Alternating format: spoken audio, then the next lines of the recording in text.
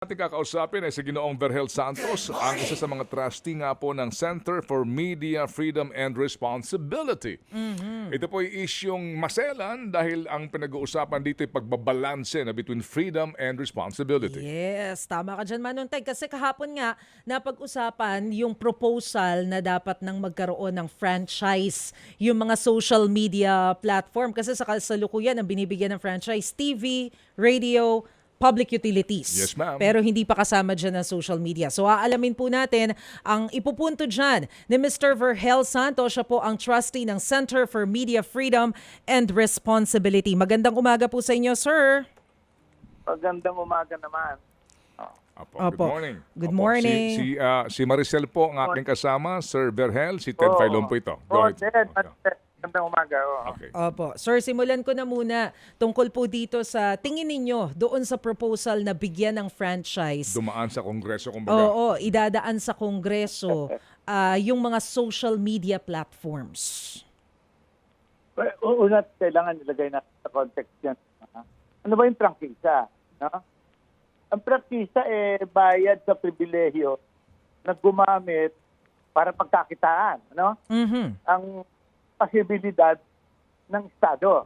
Yung mga facilities, pasilidad ng mga Estado, kalsada, tulay, waterways, ports, airports, airspace, power grid, at sa media, yung tinatawag nating rock band. No? Bakit kailangan ng prangkisa riyan? Kasi kailangan ang that order and safety should be maintained in these cases. At ibig sabihin, kailangan may technical supervision. Kasi ang kalsada at itong mga bagay na ito, road band, limited ang capacity nito Kaya kailangan ng pribilehyo no? Ang gusto nitong Kongreso, pati yung social media na nag-ooperate sa cyberspace, bigyan din ng prangkisa. Wala namang nagme-may-ari sa cyberspace. At wala ngang yan walang limitless ang capacity niyan Ano? Ang sa akin nito, Ted, Maricel, is that itong Kongreso, ang mga politiko talagang ganyan, naghahanap ng paraan para control ng media. Yun ang radio band, nakakita pa ng paraan para control yung ABS-CBN Hindi binigyan ng prangkisa Hindi ba? Pero bakit hindi binigyan? Hindi dahil sa merong technical shortcoming. Hindi binigyan kasi ayaw bigyan. Di ba? At ito, encroachment upon basic freedom ito Hindi dapat nangyayari. Ngayon gusto pa nila ganyan. Kasi hindi ko maintindihan niya talaga. Para sa akin kung hindi lang nakakatakot yan, nakakatawa Di ba? Pero sir, paano yung argument nila na sinasabi nila na kasi dapat magkaroon ng prangkisa dahil sa ngayon ang nakikita natin na kumikita yung mismong platform lamang at yung creator o yung mga content creators ng mga social media platform. Pero ang gobyerno hindi naman nakakakuha ng buwis mula dito sa mga ipinapalabas na to. Hindi problema ng prangkisa yan. Problema ng BIR. Di ba? Pahabol nyo sa BIR. Maghanap kayo ng arrangement na para makita ninyo kung sino nakakalusot na hindi nagbabayad ng buwis. Problema ng BIR. Problema ng nagpapabuwis. Diba? Alam nyo, isa pang bagay kailan lang sinawag din ako tungkol dito sa hearing ng Senado, ng Kongreso sa fake news. Ang hearing sa fake news, gusto raw kontrolin ang media, ang social media, not only social media, but media in general, kung ano yung nilalabas niyan. Isipin mong ginagawa ng Kongreso, hindi pa naiintindihan ng Kongreso na hindi sila pwedeng magpasa ng batas na lumilimit sa freedom of the press. Pero ginagawa pa rin, yun lang ang gusto ng politiko. Gusto kontrolin ng media. Lang yun. So, nakuha po namin yung punto ninyo about dun sa pagsusuppress ng freedom of the press. Pero ano yung pwedeng gawin para kumbaga malabanan at magkaroon din ng guide yung mga content creators at maiwasan natin yung mga disinformation, especially now na panahon ng kampanya, kitang-kita naman po din yung mga lumalabas dun sa mga contents. So, ano yung dapat gawin? Simple lang. Ang panlaban sa disinformation, proper information. Ang panlaban sa kasinungalingan, katotohanan, wala tayong magagawa eh. Ano? Lahat naman nagsisinungaling at o kaya nagsasabi ng katotohanan. Kay politiko ka, kay media ka, kay ano pa man. Kaya mo ang punto ng freedom of expression at press freedom, hindi naman dahil kaya pag may press freedom ka, sigurado na lahat ng maririnig mo katotohanan eh. Hindi yun. Merong press freedom, merong freedom of expression para lahat naririnig mo at para ikaw maintindihan mo kung ano ba ang tama rito at mali. So walang garantiya.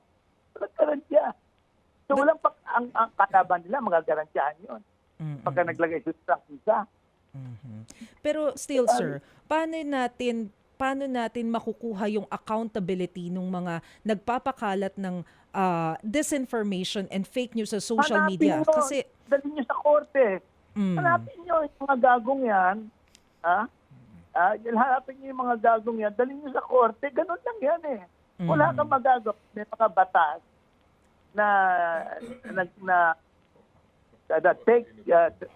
there are laws that take care of those things. Wala kang magagawa eh. Anong gagawin mo? Pakokontrol ba kayo? Yung may mga prangkisa ngayon, iba nga dyan politiko mismo may prangkisa eh. Sa broadcast media. Lalo lang lumala eh, di ba? Walang magagawa dyan. Walang magagawa, wag nilang pakialaman. They will be putting their fingers where it shouldn't be. Wala silang pakialam dyan. Opo. At we will all be better off pag hindi tayo pinakialaman ng mga yan. Kaverhel, kayo po inimbitahan din ng TRICOM. Sumagot ba kayo sa imbitasyon? Hindi, kasi hindi na ako iniimbita. Nung una pa, iniimbita ako no? Pero ang sabi ko, ayoko pumunta dahil I did not want to come under the rules of Congress. Di ba? Hindi ka naman, mas mabuti magsulat na lang ako at masasabi ko yung gusto ko. Doon hintuin ka no? At pangalawa, ang nakuha nila mga periodista yung iba, mga mamamahayag, na nagpunta, apparently hindi maliwanag sa kanila kung anong pinag-uusapan dito. Ang pinag-uusapan dito, kukontrolin sila. Nagpuntahan naman yung mga PR people at yung mga nagpapatakbo ng mga kandidato dahil naghahanap ng kliyente. Anong gagawin natin ito? Alam mo, pag mientras mo pinagbigyan yung kongreso sa mga ganyan, lalo lang tayong mapapariwara eh. Kaya hindi dapat pakialaman yan. Sabihin sa kanila, wala kayong pakialam sa amin. Kasi pag pinabayaan namin kayo makialam sa amin, ang mapipilde yung aming pinagsisilbihan. Ano yun? Tao. Sila hindi naman gano'n eh. Hindi mo sabihin sa ilang tao, ba't ka pumupunta riyan? You are allowing yourself to come under the potential control, if not outright control, of government. Opo. Kaverhel, ano po ang inyong kaisipan doon po sa mga paglalabas ng subpoena testificandum sa mga hindi nasipot sa kanilang imbitasyon at yung pong sinasabi na possible contempt, no? Ibig sabihin daw po pwede silang ipa-aresto. Hindi totoo yun. Wala yun. That will not wash in court.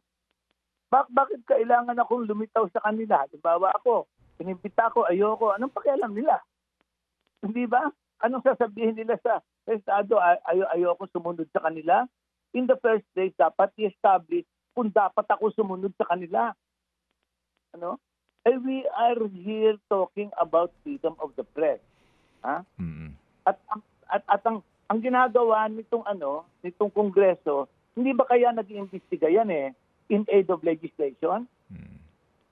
Wala namang legislation magagawa yan because the Constitution provides that no law shall be passed impinging Abridging. upon the freedom of the press. Hindi ba? O di walang magagawa. Anong pinagagawa nila? Di walang wawa, di ba? Opo. Kaya, sa akin, ewan ko, said Maricel, malabo ba yun? Hindi ba? Hindi ko maintindihan kung bakit Sige, hindi opo. makita. Opo, sige. So, yung nga din po ang tanong kanina ni Maricel po, Ka-Verhel, na basically ang main point dito ay yung paano mo masasawata, mapipigilan yung pagpapakalat ng fake news kasi sila mismo din binabakbakan, di ba, ng kung ano-anong informasyon. Ang iba nga daw po ay gawa-gawa lamang. So ano ang inyong payo sa mga kongresista na sasaktan dito po sa mga bashing na inaabot nila or even yung kanilang claim na may mga nagpapakalat ng fake news laban sa kanila? 2 point. Pagka politiko ka, dapat humanda ka dyan. Kasi fair game ka eh. Politiko ka eh. Meron kang poder eh. In fact, meron ka ring poder para sumama sa media, sa media. Meron ka sariling media operation eh, di ba? Yun lahat na yan meron eh. Una yon, fair game kayo. Pangalawa, may mga batas. Hanapin ninyo kung sino nagpapakalat, dalhin niyo sa korte. Yun lang, let them answer to the law. Simple lang eh. Ang ginagawa, kinokomplika para makakita ng paraan para tayo supilin. Ganun lang naman yan eh. Opo. Sige. So, Ka-Verhel, ang kumamarapatin nyo, I mean, baka lang pwede kayo sumagot dito po ito naman ay outside na po dito po sa Center for Freedom Media Responsibility ninyo na task ka. Anong komento nyo dito? Dito ngayon sa impeachment complaint lamang kay VP Sara na hindi pa rin po ina-actionan ng Senado? Isa pa yan eh, no? Hindi ko maalam kung bakit malabo sa iba yan eh. Pag binasa mo yung Constitution, yung Article 11, public accountability, maliwanag na sinasabi doon pagka-impeach ng isang public officer, kailangan aktuhan agad ng Senado yan. I-try. Maliwanag yun. In fact, nakita ko nga na si Edo Aspuna na isa sa mga framers ng Constitution at dating Supreme Court Justice, lumabas pa para magkaroon ng konting annotation eh. Dahil nga sa ginawa nitong ating Senate President na sinabi, no, hindi importante yan. No? In fact, we can wait months bago natin gawin yan. Ito maliwanag na by the nature of impeachment, ito urgent concern. In fact, ang impeachment na nagbibigay ng emergency device, ng paraan, para to deal with people like Sara Duterte. Alam mo kung bakit? Kasi standing by to succeed to the highest power of the land. So kailangan, pagka nakita mo, may justifiable reason na binitray ang public trust, husgahan yan. Hindi pwedeng hindi. Pero ayaw ni Kis Escudero. Ewan ko kung bakit. Sa akin, maliwanag yun eh. Isang tingin mo lang doon sa konstitusyon, hindi, ang pinag-uusapan dito, constituent power. Tawag nga ng constituent power. Hindi legislative power. Walang legislation dito. Bakit hindi? At alam mo, nagkakagulo nga dahil ang ginagawa natin, ayaw nating itry. In the meantime, nagkakaroon ngayon ng oportunidad yung Sara Duterte camp na kung ano-ano ang pinalalabas. Sa impeachment trial, hindi po pwede yan. Kasi yung proceedings na yon ruled by the rigors of prescribed procedures. May procedure eh. Pagkatapos, open trial yan, makikita ng madla. Parang Quadcom. Di ba? So, hindi maaaring hindi makita ng tao kung anong nangyayari. Pero yung labas ka lang ng labas ng kung ano-ano dyan na propaganda, hindi makikita ng tao yan. Opo.